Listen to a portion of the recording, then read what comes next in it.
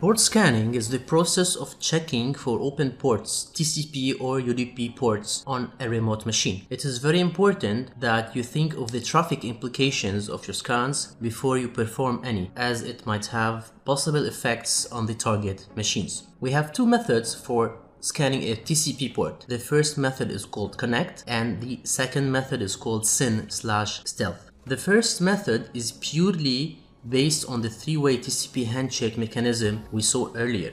The connect port scanning involves attempting to complete a three-way handshake with the target host on the specific port. If the handshake is totally completed, this indicates that the port is open. As for the SYN scan, it is a TCP port scanning method that involves only sending SYN packet to various ports on the target machine without completing the three-way TCP handshake. If the TCP port is open, a SYN ACK packet should be sent in return, and this means that the port is open without the need to send the final ACK packet to the target machine. It is called stealth because with the early and primitive firewalls, this method, like opening half a three-way handshake connection, often bypass the logging of the firewall.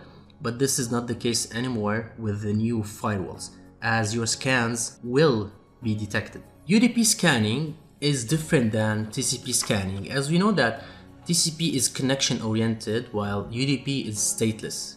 So it doesn't involve the three-way handshake mechanism. So scanning a UDP port is somehow different than scanning a TCP port.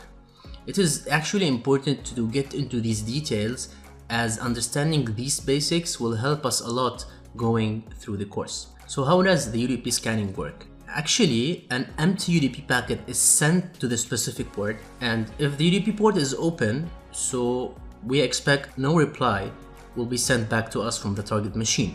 But if the UDP port is closed, an ICMP port unreachable packet should be sent back to us from the target machine. UDP port scanning is somehow unreliable, as firewalls and routers have the option to drop the ICMP packets.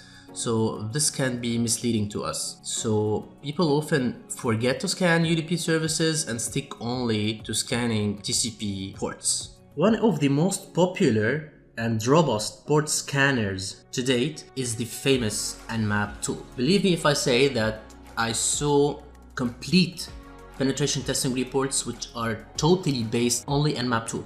So it's a great tool, it's very important to understand because this will help you a lot in your penetration testing career. It has numerous features, not only just port scanning, as you will see. The default NMAP TCP scan will scan like 1,000 most popular ports on a given machine. But again, consider the amount of traffic that you are generating. So this default 1,000 ports can generate up to 70 kilobytes of traffic. This is only scanning one port. So how about scanning like all the ports? This is only scanning 1,000 ports. So how about scanning all the ports?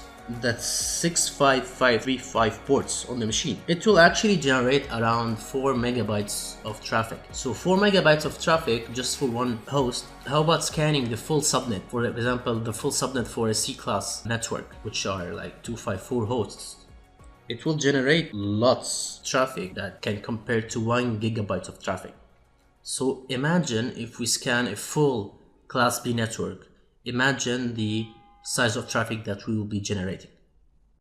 Before we go into the different options of how to use NMAP, it is important to understand and to master the basic options because it can get very complex. NMAP is a case-sensitive tool, so make sure you type in the options as displayed on the screen. The -S option stands for the TCP SYN scan, which is the quickest way to perform a scan. As we demonstrated before, it's based on half opening the TCP three-way handshake. As for the ST option, it basically we're telling the NMAP to use the three-way handshake to establish a connection with the target and to determine if the ports are open. When we are scanning ports that are based on UDP, such as DNS, SNMP, and DHCP, we need to use this option, the -SU.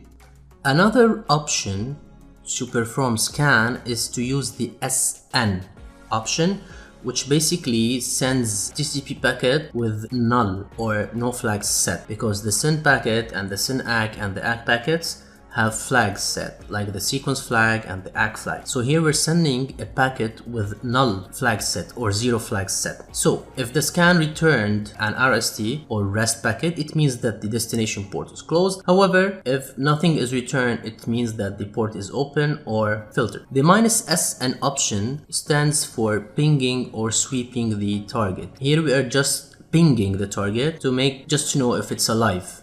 So if it is alive, we might take into consideration the next step of scanning them. So it's just probing the network without actually scanning. The -V option is to increase verbosity. This will give us extra information and progress information about our scan. The -T template, you can use it from 0 till 5. It's basically timing template. The 3 is the default and 5 is the fastest one, while 0 is the slowest one. It can take you from a couple of milliseconds performing an insane scan, while it can take you to a couple of minutes performing a paranoid scan. The -SV option is to enumerate and determine the services and the version of the OS that is running on the destination host. -P stands for port. OG is to redirect the output to a text file for further analysis. The F option is for the fast mode. -O is to check the OS type. -A is to detect the OS and services running. The PN is to skip discovery and just pretend that the host is up and running and implement the scans. And the -script is to inject the NMAP scripting engine, which is very useful in performing what's beyond just port scanning.